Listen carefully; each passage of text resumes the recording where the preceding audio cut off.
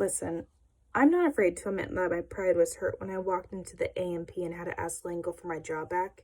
It was a glorious 2 months without working at this cursed supermarket, but after talking with my parents about the future and going on the few job interviews our small town was able to offer, I had to settle and eat it.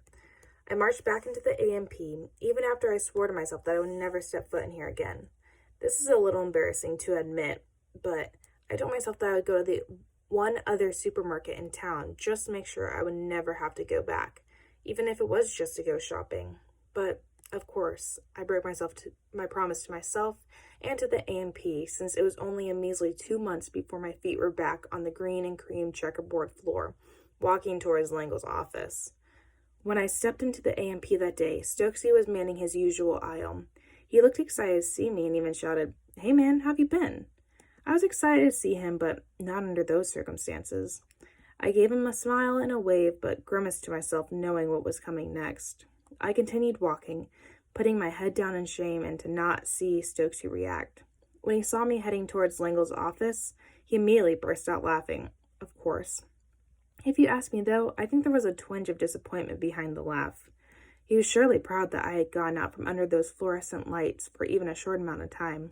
But ultimately, he knew, just like everyone else, that it was inevitable that I would be back working here.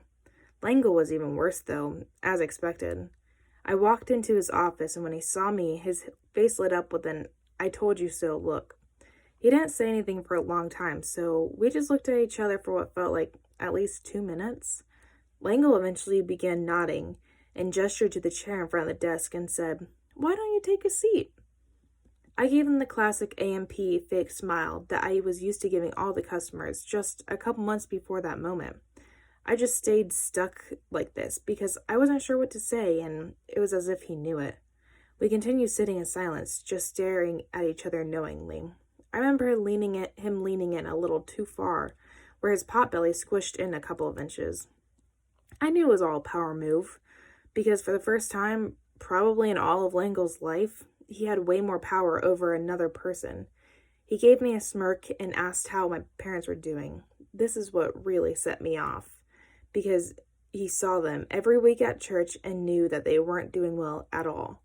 You see, my family was going through some tough times for a while. My dad had been in an accident about a year before this and hadn't been able to work.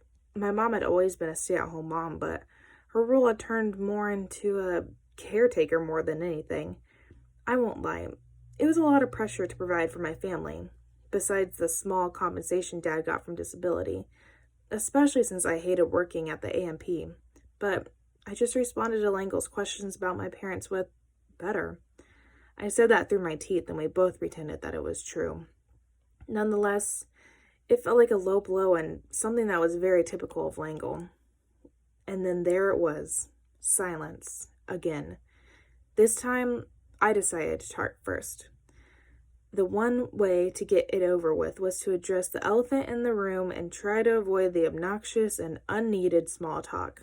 So I began to explain that I was hoping to get my job back. I remember that Langle smirked, and it took everything in me not to roll my eyes and say, "I quit," before I ever even got my job back. He told me, "Son, you know I can't just give you your job back."